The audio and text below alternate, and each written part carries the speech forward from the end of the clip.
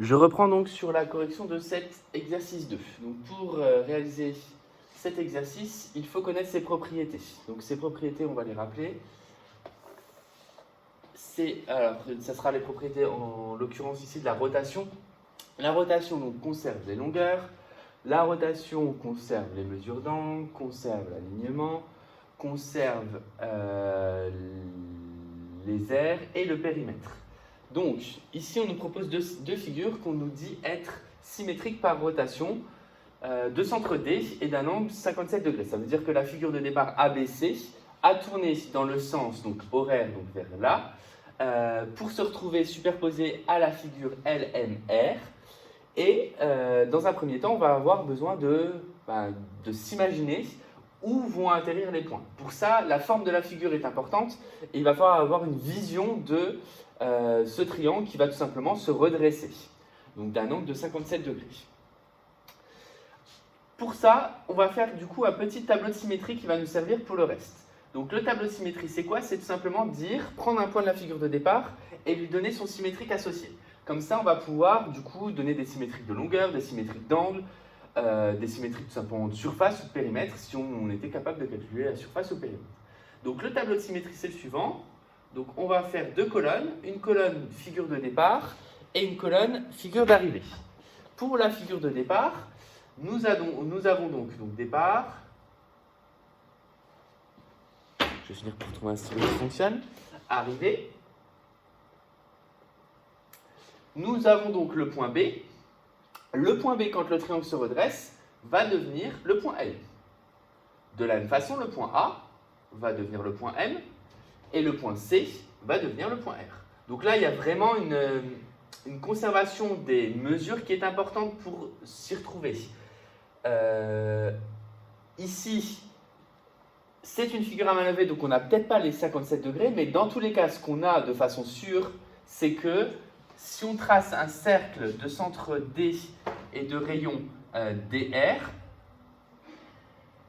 il va passer par le point C.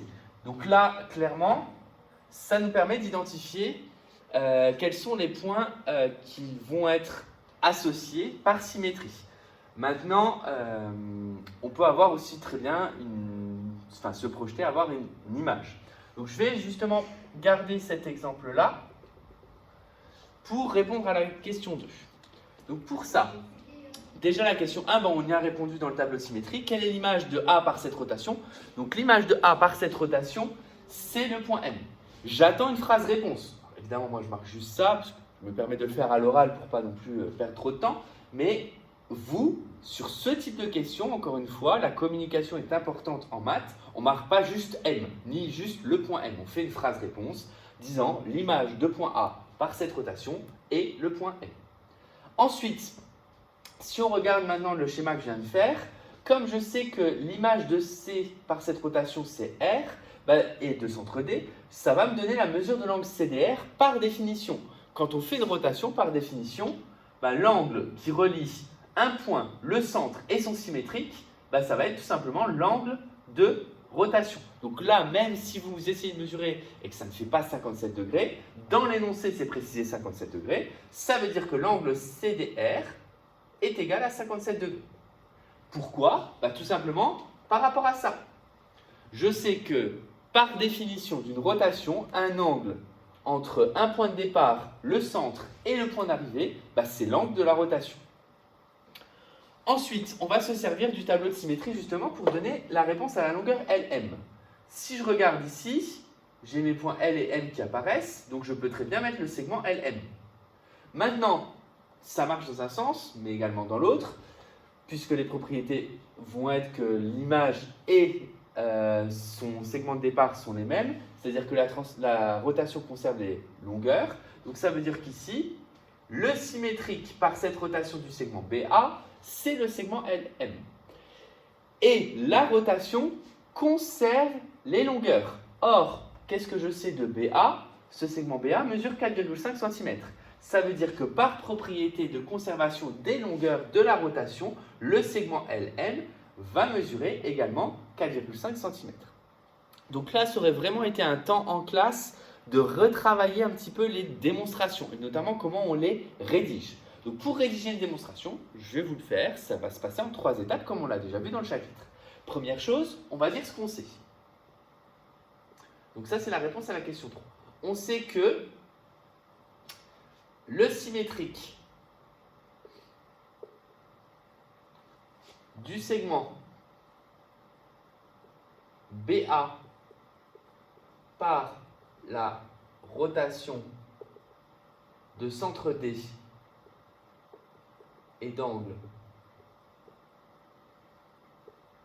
57 degrés représente quand même, j'allais quand même le faire, et le segment LM. Or, la rotation conserve les longueurs. Et là, vous voyez, je ne cite juste que la propriété de conservation des longueurs. Je ne parle pas du tout de surface, je ne parle pas du tout d'alignement. Je cite dans la propriété qu'on a vue en cours la partie qui m'intéresse. Or, qu'est-ce qu'on me demande ici? On me parle de longueur. Donc la propriété utile, c'est la conservation des longueurs. Ce qui veut dire que le segment LM est égal, la longueur du segment LM est égale à la longueur du segment BA, c'est-à-dire est égale à 4,5 cm. Et là, j'ai donc rédigé ma démonstration en 3 temps. D'abord, les choses que je sais, donc d'après mon tableau de symétrie, la propriété utile et la conclusion. On va faire exactement la même chose pour l'aire du triangle ABC.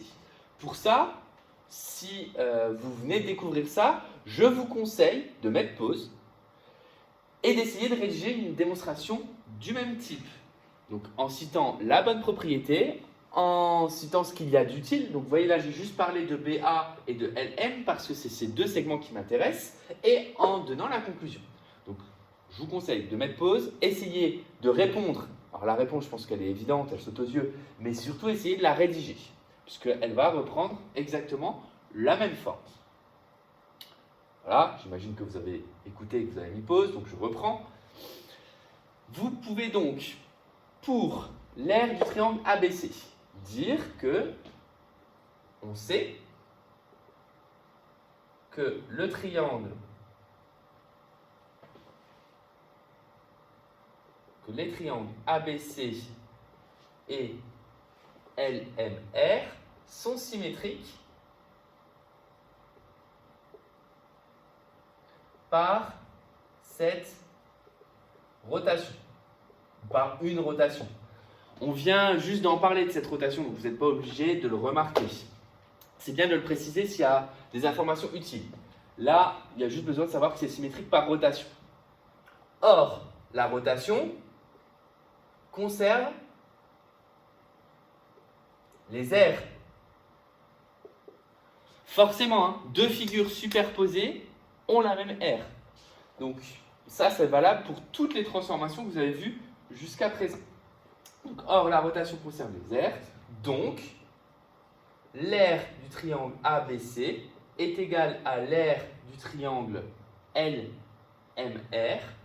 Et qu'est-ce qu'on m'affiche? On m'affiche qu'à l'intérieur du triangle LMR, ça fait 16,6 cm².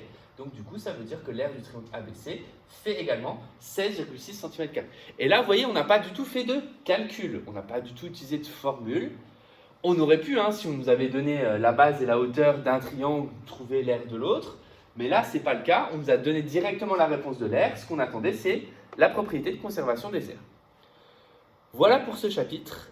J'espère que ça a été clair, qu'on a fait assez d'exercices. N'hésitez pas, si vous avez des questions, ce qui signifie fin de chapitre qu'on va avoir bientôt, vous allez avoir bientôt une petite évaluation sur ce chapitre pour voir un petit peu ce qui a été retenu.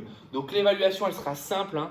Ça comportera comme les exercices qu'on a vus, c'est-à-dire des reconnaissances de symétrique par translation symétrique par rotation. Ça comportera également des petites propriétés avec le fait de rédiger des petites démonstrations comme ça. Et ça comportera une figure comme dans l'exercice 1 où vous allez devoir construire une translation et vous allez devoir construire une rotation. Donc vous avez le contenu du programme.